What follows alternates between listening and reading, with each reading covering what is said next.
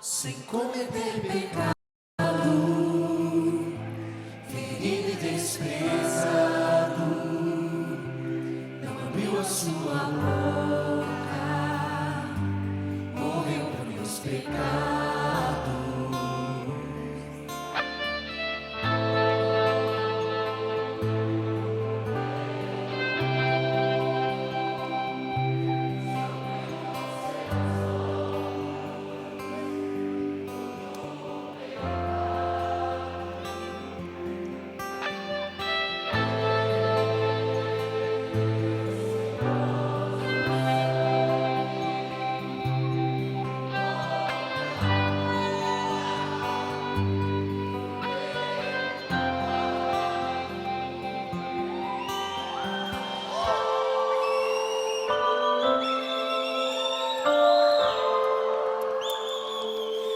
Tragada foi a morte, em Cristo a vitória, a cédula riscada, mudou a minha história.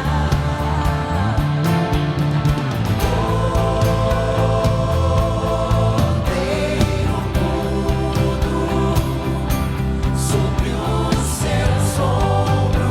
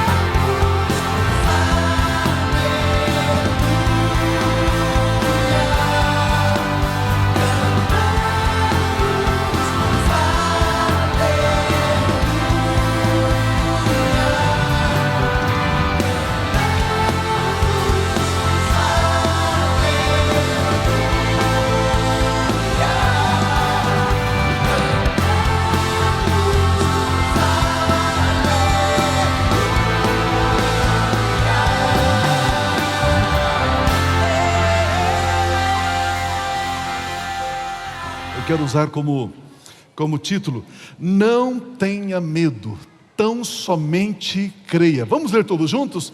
Não tenha medo, tão somente creia. Mais uma vez, não tenha medo, tão somente creia. Aleluia, graças a Deus, graças a Deus. Queridos, eu tenho certeza que o Espírito Santo de Deus vai ministrar de uma maneira muito forte, muito especial, a sua vida, o seu coração. Você crê nisso?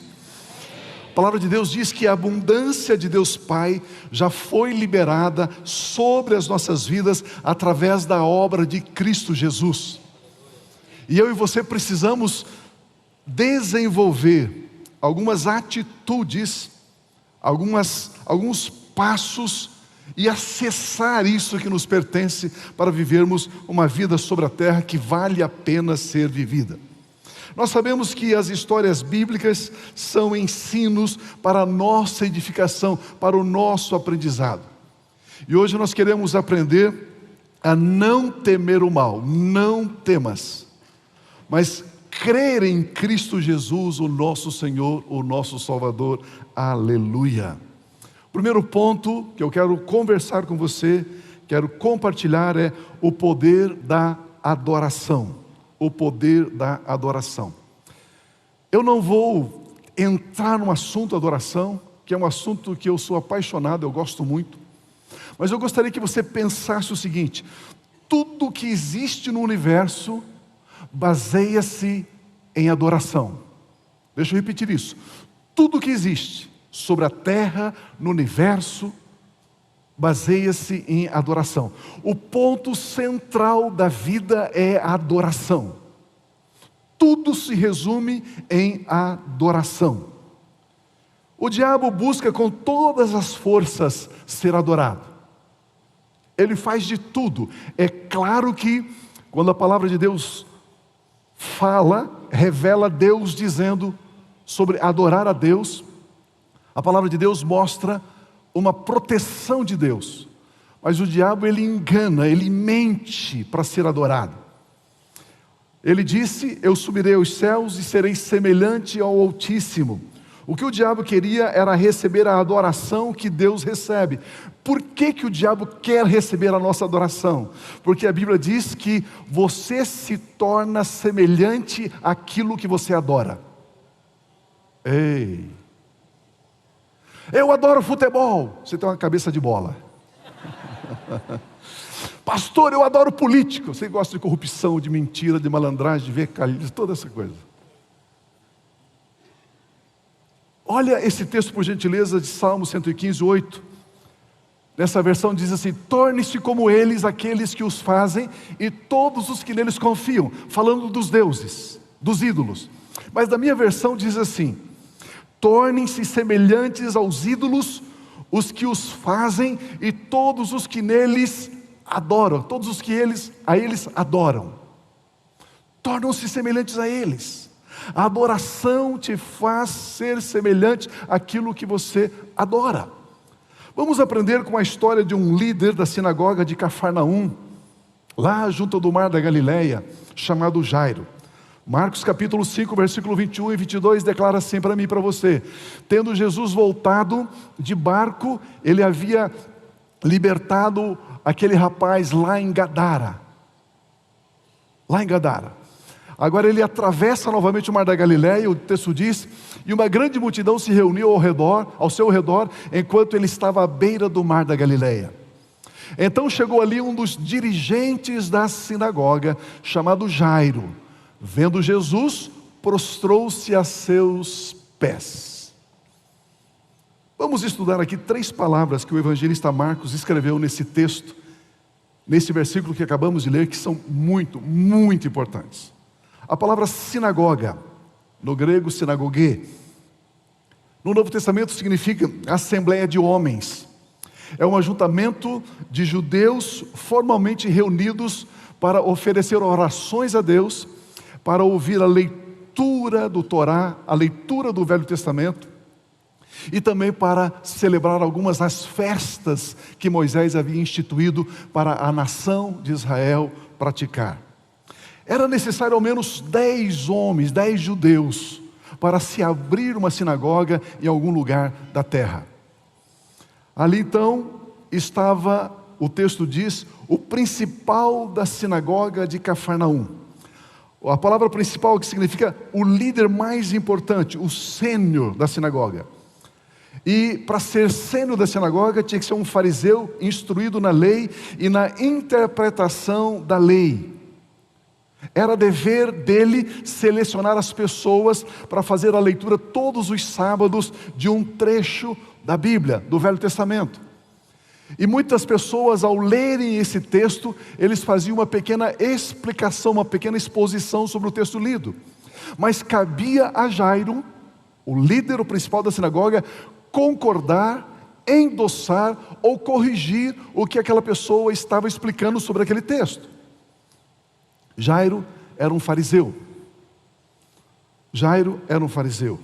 Quem eram os fariseus? Era o mais poderoso grupo religioso da época de Jesus. Eles eram muito rígidos em sua obediência às tradições da lei de Moisés. Eles jejuavam 3 vezes por semana. Eles davam o dízimo de tudo quanto chegava às mãos deles. Para ser um fariseu, tinha que conhecer decor. Gênesis, Êxodo, Levítico, Número, Deuteronômio. E ainda alguns trechos dos Salmos, dos profetas maiores e dos profetas menores. Esse era Jairo. Esse homem que liderava.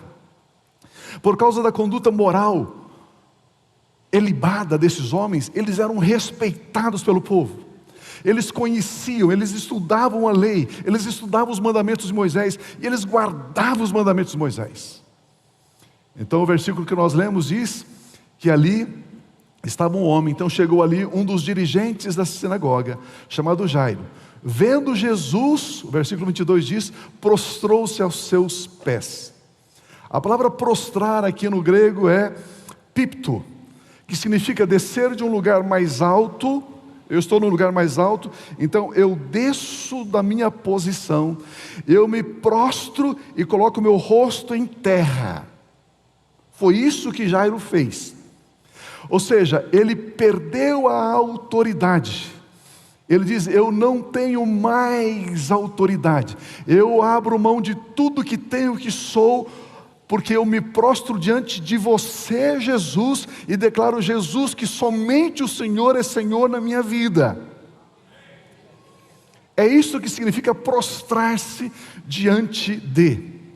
O que chama fortemente a nossa atenção aqui é o fato de Jairo, o principal líder da sinagoga, ter se ajoelhado diante de Jesus. Amados, Jesus era um homem, um moço de 30 anos de idade. A maioria esmagadora das pessoas não aceitava que ele era o Cristo Messias, o Filho de Deus. O que a lei de Moisés proibia veementemente é que alguém se prostrasse diante de ídolos, de deuses, de imagens e diante de uma outra pessoa. E quem ensinava a não se prostrar era Jairo. Temer, adorar, prestar cultos a Deus e aos homens era totalmente proibido pela lei de Moisés. Lei esta que ele, Jairo, era professor. No Evangelho de Lucas, quando o diabo tentou Jesus, o diabo propôs a Jesus dizendo, Lucas capítulo 4, versículo 5, o diabo o levou a um lugar alto e mostrou-lhe num relance todos os reinos do mundo, todos os países.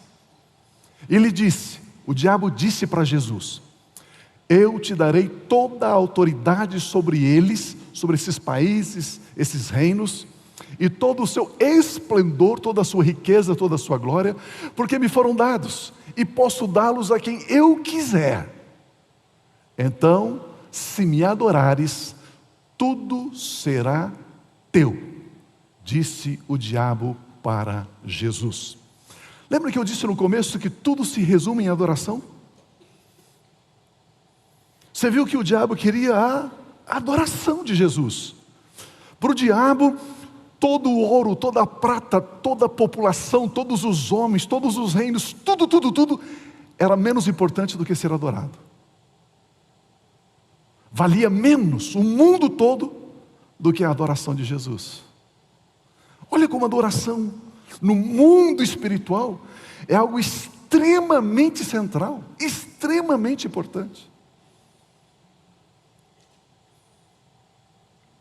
A palavra grega traduzida aqui por adorar é proskunel.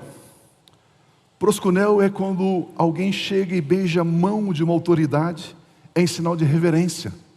É uma adoração. Cair de joelhos e tocar o chão com a testa como uma expressão de profunda reverência. Sujeição, rendição, submissão. Isso é proskunel, isso é adoração. Por isso que Jesus responde ao diabo ali em Lucas capítulo 4, versículo 8. Jesus respondeu: está escrito: adore o Senhor, o seu Deus, e só a Ele, e somente a Ele preste culto. Pastor, eu quero participar daquele evento, porque vai ter um cantor famoso lá, um pregador famoso, eu quero ir lá. Hã? Você está indo lá para prestar culto a Deus, ou está indo lá por causa do cantor famoso, do pregador famoso? Aleluia. Olha o que Jesus disse para o diabo: adore o Senhor, o seu Deus, e só a Ele preste culto. A palavra hebraica para adoração, a palavra hebraica é avodá, que significa adorar a Deus. Jesus estava mencionando Deuteronômio capítulo 6. Dessa palavra avodá deriva uma outra palavra, avad, que é servir, que é trabalhar para Deus. A palavra hebraica, adoração, é servir, trabalhar para Deus. Quando você vê aqueles professores aqui cuidando das nossas crianças, eles estão lá na IBI nesta hora, eles estão adorando a Deus. Quando você encontra os irmãos ali no estacionamento, guardando os nossos carros, os veículos ali, eles estão adorando a Deus. Quando vê os irmãos da segurança, os irmãos da evangelização, tantos setores de evangelização da nossa igreja, as pessoas indo lá, levando, eles estão adorando a Deus. Ontem de manhã eu passei aqui, eles estavam pintando aqui o nosso piso, eles estavam adorando a Deus. A palavra avade, aquele que trabalha, aquele que serve para o Senhor, a Bíblia diz que isso é adoração. Você que lidera um grupo familiar, você está adorando o Senhor. Ele recebe como adoração, Ele recebe como culto, Ele recebe como serviço a Ele.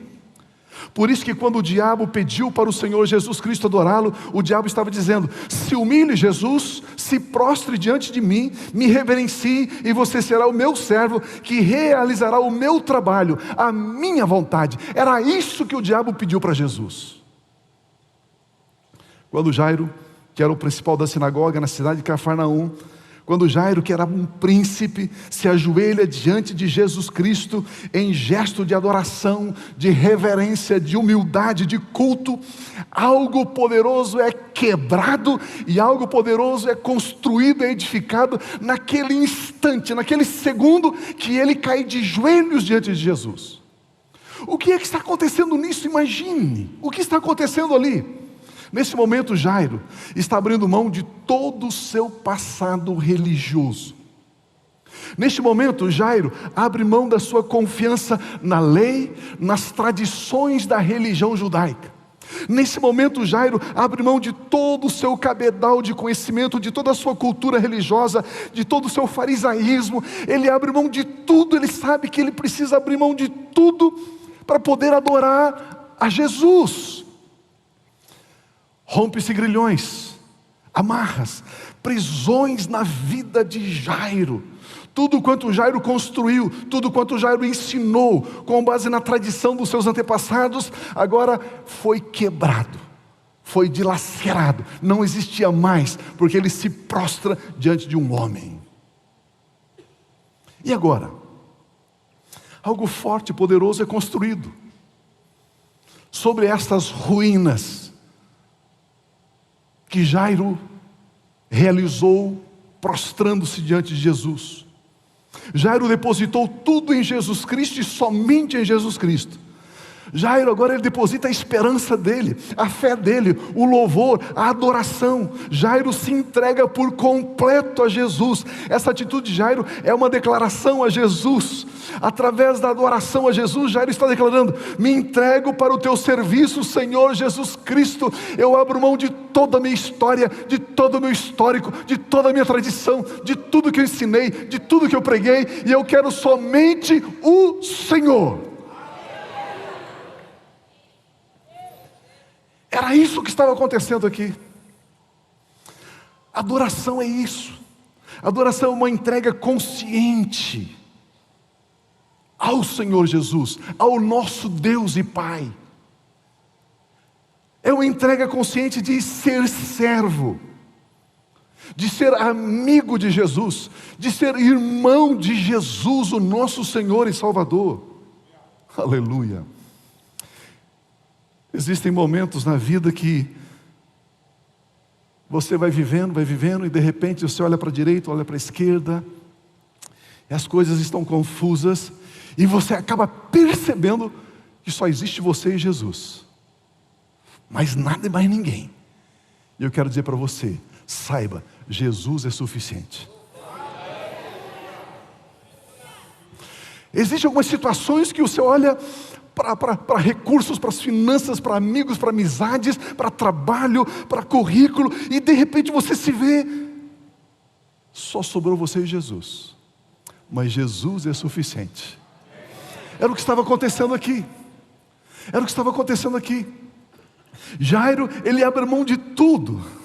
Era só Jairo e Jesus. Mas Jairo estava dizendo: Jesus, eu sei que o Senhor é suficiente. Amado, Jesus Cristo basta para mudar tudo. Basta só Ele.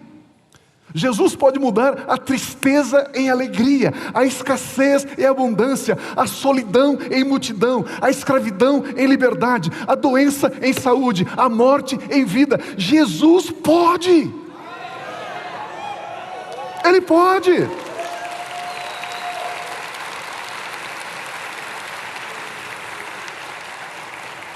Você consegue ver aqui esse rompimento radical produzido por Jairo. Jairo deixa de ser um fariseu, príncipe da sinagoga, e passa a ser um adorador de Cristo Jesus, o Nazareno.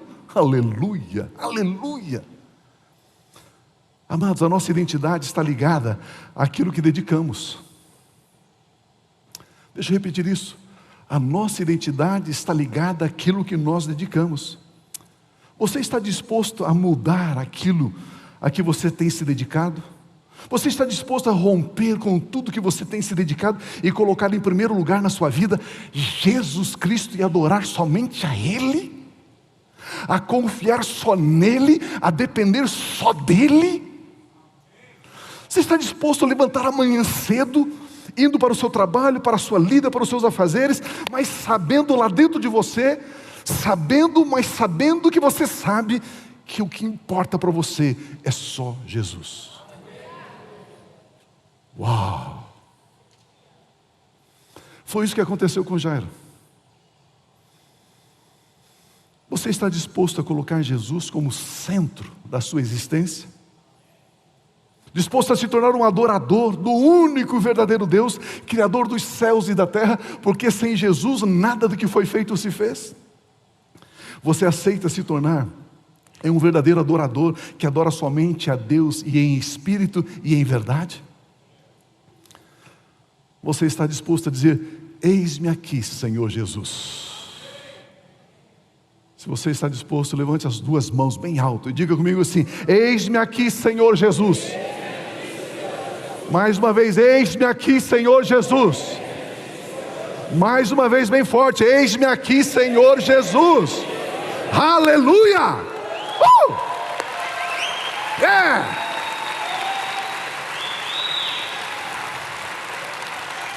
Saiba que quando você levanta a sua mão, as suas mãos, é uma adoração. Levantar as mãos é adoração, é entrega, é rendição.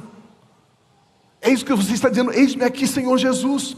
A Bíblia Sagrada diz: dedique-se em primeiro lugar a Cristo Jesus, e as demais coisas lhe serão acrescentadas. Aleluia. Irmão, eu não sei como ensinar isso, eu não sei como falar isso, eu não sei. Mas faça uma experiência. Pegue 20 dias, pegue 30 dias, pegue 40 dias e diga: esses 40 dias, esses 30 dias, eu vou tomar uma atitude, uma decisão radical radical de amar a Jesus, de servir a Jesus, de adorar a Jesus, de cantar louvores a Jesus, de cultuar a Jesus, acima de tudo, em primeiro lugar, com todo o meu entendimento, com todas as minhas forças. Faça um testezinho, uma semana, 20 dias, 30 dias, você vai ver o que vai acontecer com você.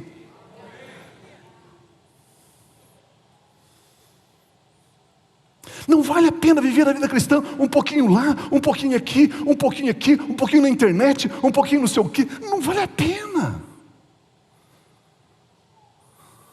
Entra ano, sai ano, e você continua sendo o mesmo, derrotado em várias áreas. E por quê? Porque você não definiu ainda, igual Jairo, somente Jesus. Meu Deus! A Bíblia Sagrada diz: dedique-se, busque em primeiro lugar o reino de Deus e a sua justiça, e as outras coisas serão acrescentadas. Preste atenção aqui, por gentileza. Jesus Cristo aceitou a adoração de Jairo. Sim, ele aceitou. Pergunta para mim, por que ele aceitou? Porque Jesus Cristo é Deus. Se a Bíblia diz, adore somente o Senhor teu Deus, e ele aceita a adoração, ele é Deus. Simples. E é a Deus a quem devemos adorar. O que acontece depois da nossa adoração? Adoração exclusiva, adoração consciente, intencional, querendo fazer o que eu estou fazendo. O que acontece depois? Pergunta para mim o quê? O milagre.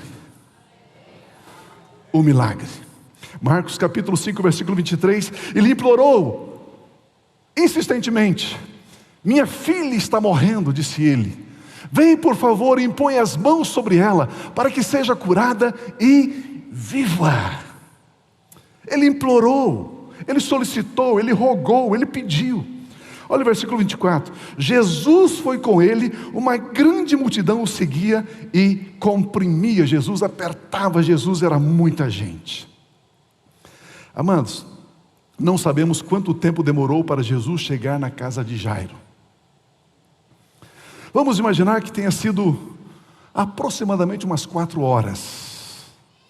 Você sabe, você conhece a Bíblia, porque enquanto Jesus estava indo para a casa de Jairo, chegou uma mulher, tocou no manto de Jesus, a mulher que tinha um fluxo de sangue. Ele para, ele atende a mulher, ele ministra a vida da mulher, depois ele continua até ir à casa de Jairo. Demorou um tempo.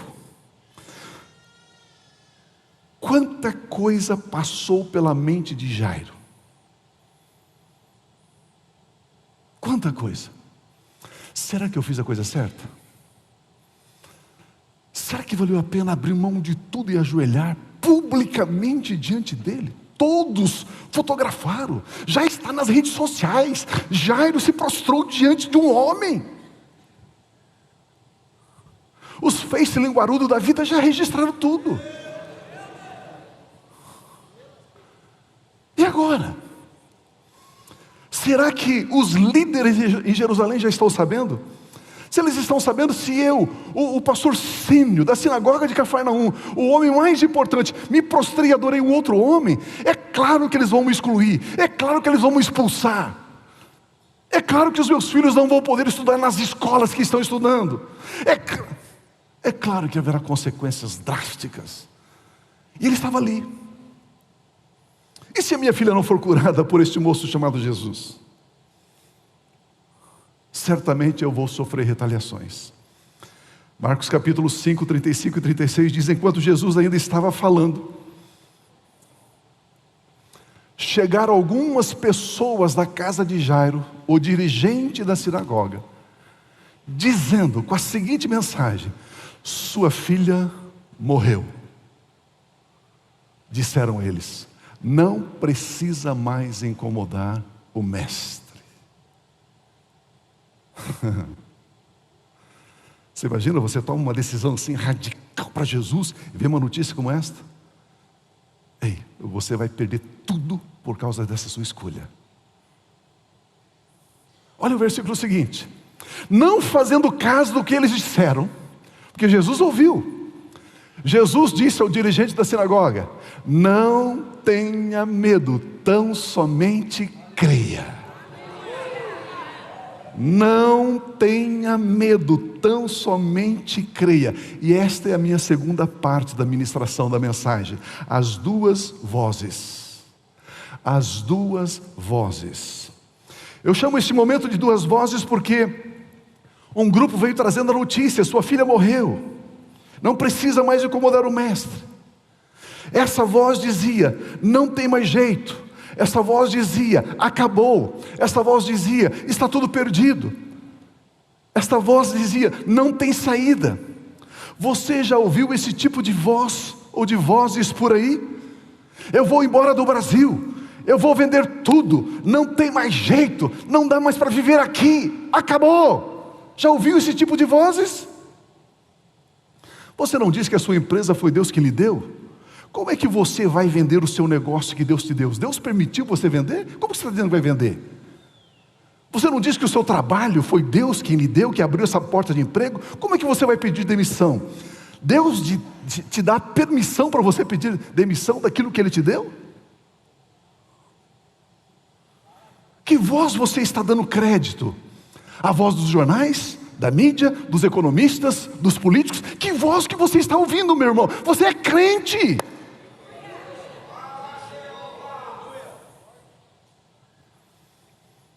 Eu já ouvi essa voz. Eu estava no seminário, estava no último ano, no 4º ano, e naqueles dias você tinha que estudar segunda, terça, quarta, quinta, sexta, durante 4 anos.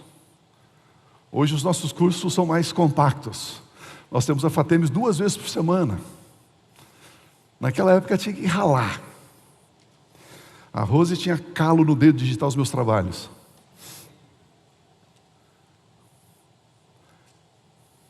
Eu tinha o meu emprego, meu trabalho. Às 7h30 da manhã eu estava no meu trabalho. Ficava até às 7 da noite. Eu tinha que conversar com os professores da primeira aula, pedindo permissão para chegar 15, 20 minutos atrasado, porque não tinha como chegar no horário, por causa do trabalho. Estava no 4º ano, terminando o curso, e aí eu tinha que fazer um sermão de prova. Todo aluno de teologia tem que fazer um sermão de prova. O que é um sermão de prova?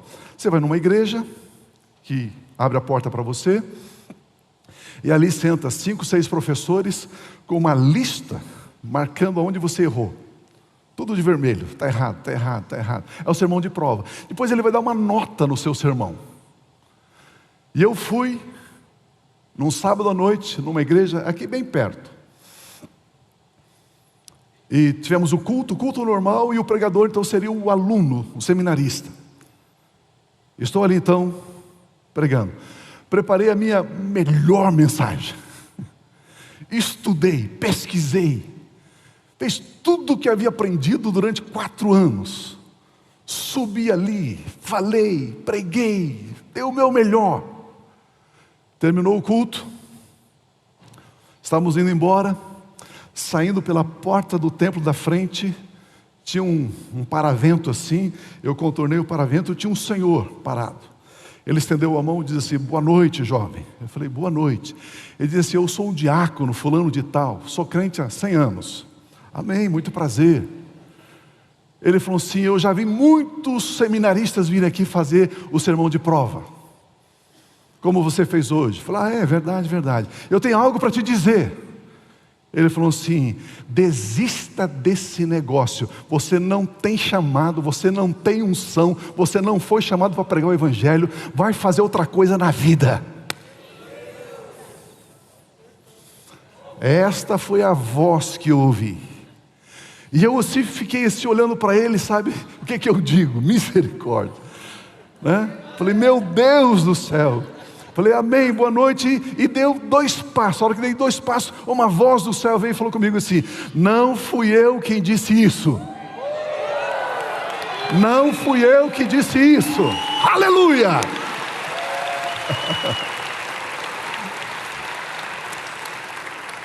Que voz que você está ouvindo? Por que você não está dormindo? Por que você está ansioso? Por que você está preocupado com as suas finanças? Por que você está preocupado com a sua empresa? Por que você está preocupado com o seu negócio? Que voz que você está ouvindo?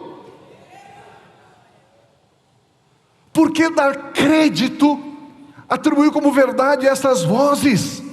Não fazendo caso do que eles disseram, Jesus disse ao dirigente da sinagoga: não tenha medo, tão somente creia. Eu gosto muito desse texto. Não fazendo caso do que eles disseram. Não fazendo caso do que eles disseram. Não fazendo caso do que eles disseram. Depois que aprendemos a não fazer caso do que eles estão dizendo, depois que você aprende a não prestar atenção, a não atribuir verdade a estas vozes do inferno, aí então você pode dar crédito à voz que diz: não tenha medo, tão somente creia. Aleluia. Aleluia, aleluia. Aprenda a descartar, a desprezar, a não honrar, a não valorizar essas vozes de fracasso, de derrota, de morte, de divisão, de intriga, de fofoca. Existem as vozes de vitória, as vozes de avanço, as vozes de vida, as vozes de amor, as vozes de adoração a Deus. Qual voz é que você está dando crédito, meu irmão? Você que me ouve pelo rádio, que voz é que você está dando crédito?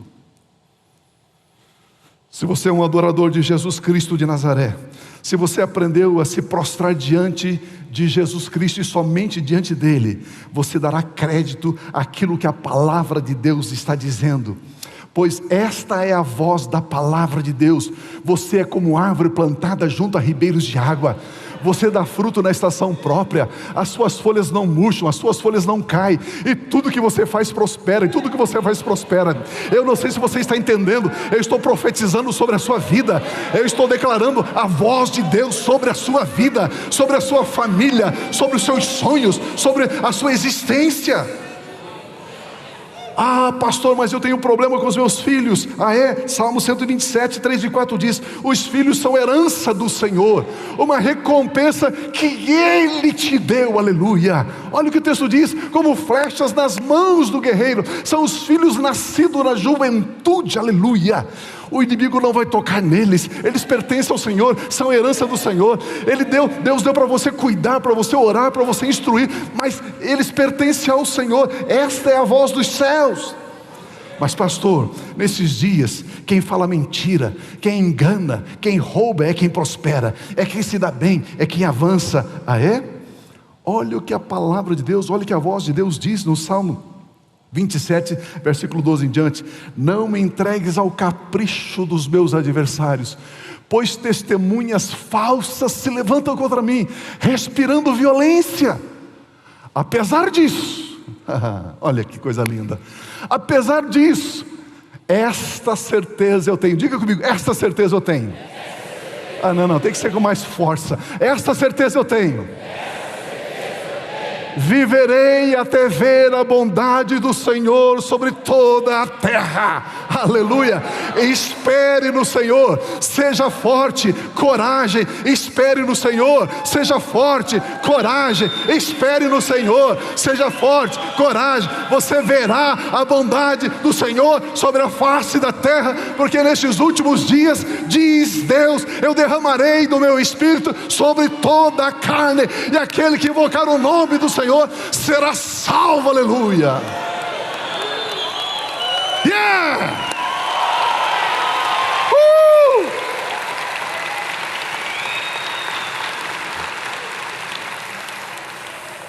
Se existe alguém que não é para temer, não é angustiar, se existe alguém para viver serenamente, esse alguém é você, meu irmão, minha irmã.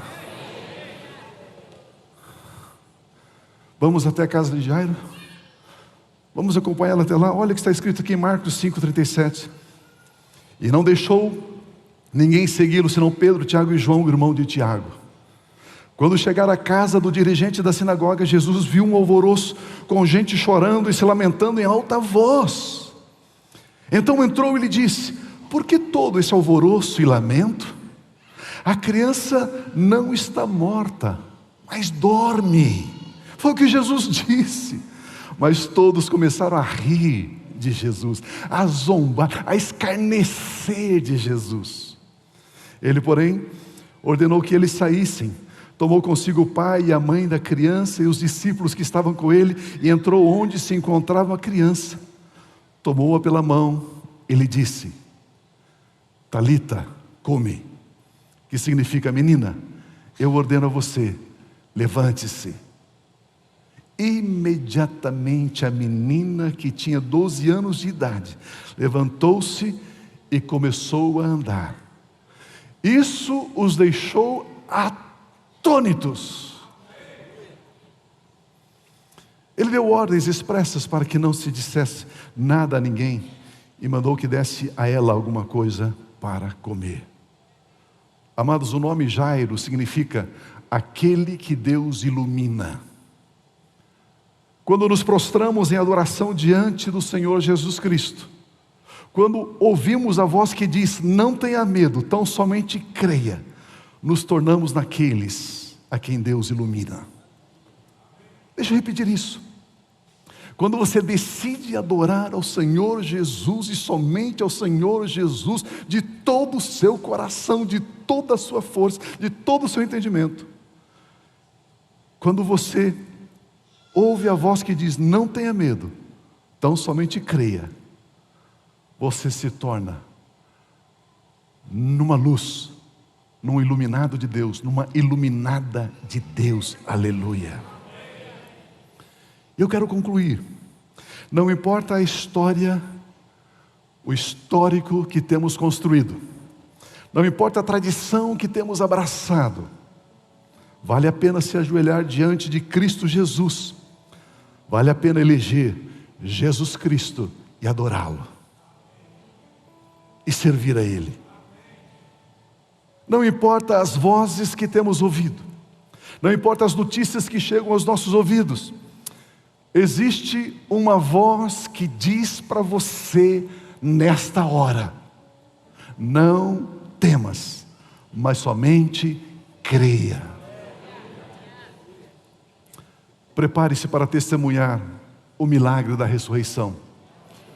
Eu estou declarando que haverá ressurreição no seu casamento, haverá ressurreição na sua família, haverá ressurreição na sua saúde, haverá ressurreição nas suas finanças, haverá ressurreição no seu ministério, haverá ressurreição dos seus sonhos, haverá ressurreição da sua alegria, haverá ressurreição do seu júbilo, haverá um novo cântico nos seus lábios, haverá uma nova unção de adoração sobre a sua vida, em o nome de Cristo Jesus, o Nazareno. Nós declaramos vida sobre a sua vida e receba em o nome do Senhor Jesus. Aleluia! Eu quero me unir a você e quero profetizar e quero declarar diante de Deus em nome de Jesus e dizer: haverá uma grande ressurreição na nação brasileira. Aleluia! Não temas, creia somente.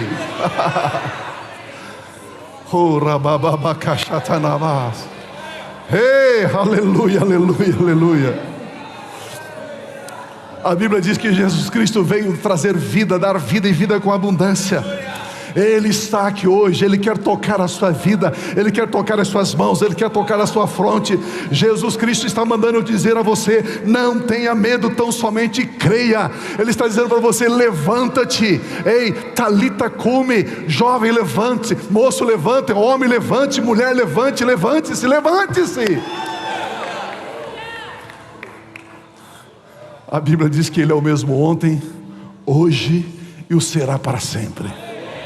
Não há variação, não há sombra, não há mudança nele. Ele é o nosso Senhor, Ele é o nosso Salvador, Ele é o nosso Redentor. Ele tem nas suas mãos as chaves da morte e do inferno. Todos os poderes de Satanás e seus demônios estão debaixo dos pés do nosso Senhor Jesus Cristo. Nós somos membros do corpo de Cristo Jesus, aleluia.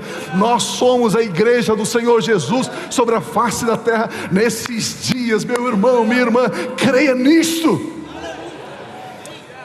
Eu quero dizer que esse ano ainda não acabou. Eu quero dizer que esse ano ainda não acabou. Prepare-se. Prepare-se. Torne-se um adorador. Torne-se um adorador. Quando você se entrega em adoração, o milagre é liberado. A abundância é liberada. A vida é liberada.